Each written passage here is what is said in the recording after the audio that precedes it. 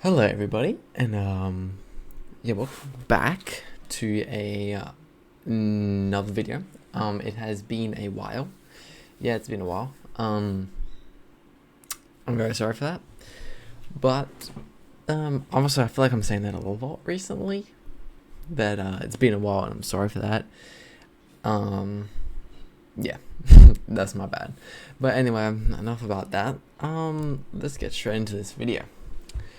So, today we're going to be back in Prehistoric Kingdom. I know it feels good. Feels good to be back. It's good to be back.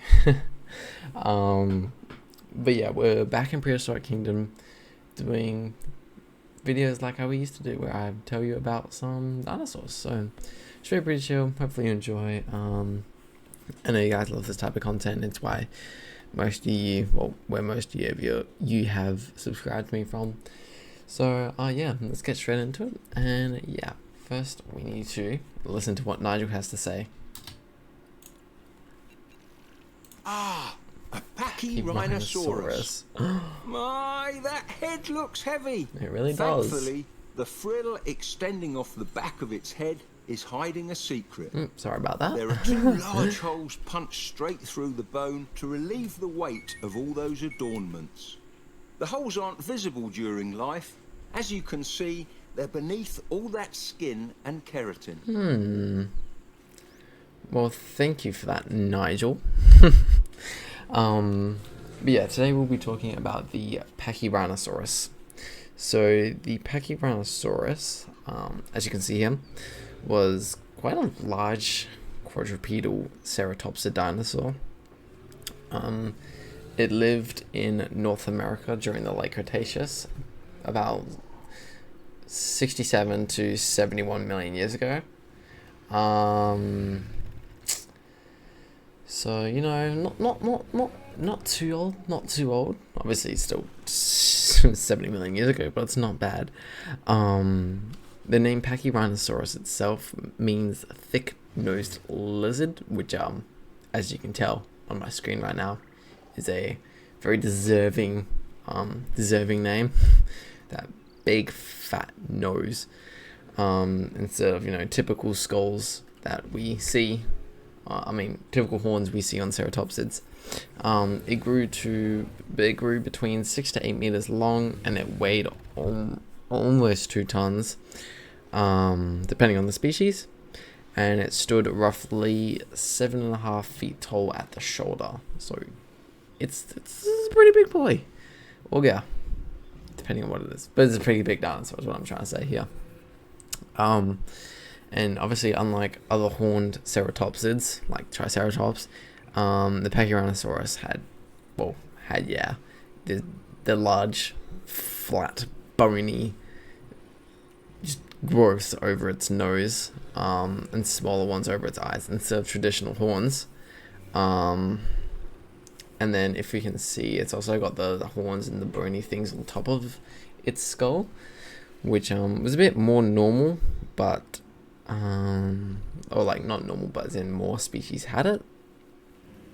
And yeah, this is pretty much what distinguishes the Pachyrhinosaurus from every other ceratopsid. Is you're not gonna, like, you can mistake Ceratops. Oh, there are 3 species contained within the genus Pachyrhinosaurus, each with their own unique facial characteristics. While we don't know the primary purpose of these features, we can assume that the differences help an individual recognise members of its own species and help males impress the ladies.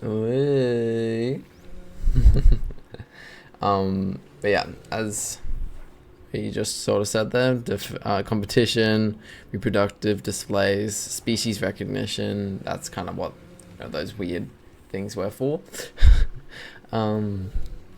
And just like every other ceratopsid, it was herbivorous, typically feeding on tough, fibrous plants, such as my favorite plant in all of the entire world, ferns.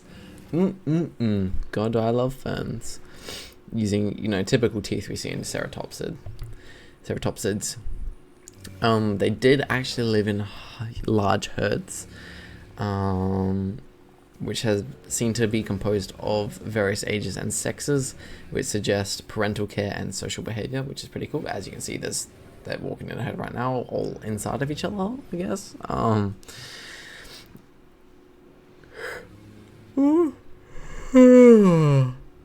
There have been fossils found in Alaska and Canada, showing that they could stretch quite far things, and that there is theories that they migrated seasonally. Just like other ceratopsids, they're built for herbivorous lifestyle. You know, they got the big, fat, strong legs to support its fat body. Long tail for balance as well. And it inhabited the lush, warm, and humid environments of the grasslands and forests of late Cretaceous North America, which would be, a lot more like, I guess you could think of the Caribbean now. So yeah, they would love, especially like really rich, plant heavy forests, because I can imagine these guys would eat a lot of plants in a day. Yeah, like I said. Oh, Nigel's here. I've been told that these dinosaurs are quite bossy. Get it. Instead of a nasal horn, Pachyrhinosaurus sports an overgrown mass of bone called a nasal boss above its eyes and nose. He's so cool. It certainly lives up to its name, the thick-nosed lizard. Yeah, I said that, Nigel. We gotta get on the same page here, man. But yeah, there are 3 species. I'll try and pronounce these for you guys. So Pachyrhinosaurus canadensis, which is the type species, and then, which I think is the one we're looking at right now. And then we have the Pachyrhinosaurus lacustae and Pachyrhinosaurus perotorum, which differ in skull ornamentation and size. Canadensis and perotorum had nasal and eye bosses that almost joined, while lacustae had a wider gap between these bosses. Ornamentation on the nasal boss and frill helps distinguish these species. So yeah, that's the species differentiating, or however you say that word. They were first discovered in Alberta, Canada in the 1940s by Charles Sternberg. And then since then, numerous fossils, including juveniles, have been found, which, you know, lots of fossils help us to gain insight into, you know, what they looked like, how they were, and how they acted. So yeah, Pachyrhinosaurus, it's a pretty cool ceratopsid. It's definitely more on the unique side, which is, you know, gotta love a unique ceratopsid. I love these guys in Ark, even though they are completely useless from memory. I'm pretty sure they're not great. Actually, it would be good to go back to my Ark ranking and see where I put them. I want to say I probably put them in like C or D, because they don't really do much. They have that cool stink. They look cool. Decent berry harvesters. I'm talking about Ark now. But yeah, I think they look cool in Ark. I always tame like one when I'm like late game, just because I like them. But they're also incredibly hard to tame. They have like no torpor. I mean, their torpor drains super quickly. So yeah, that's great. But they are a cool dinosaur. I really like them. I'm trying to think, are they... I don't think we've ever seen them in Jurassic Park. No, they've never been in Jurassic Park. Yeah, they haven't been.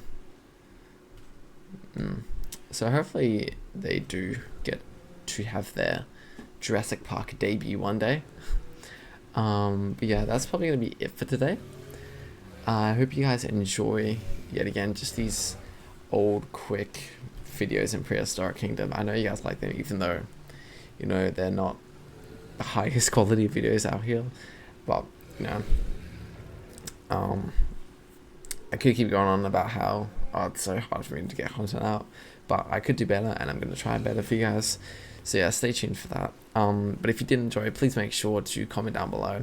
You don't gotta like or subscribe or anything. Just like I said in my last video, just make sure you're commenting and, you know, discussing. That means so much more to me than anything else. So yeah, thank you guys for watching. If you didn't enjoy, I already said that, but yeah, just thank you guys, and I shall see you in the next video. Bye bye now.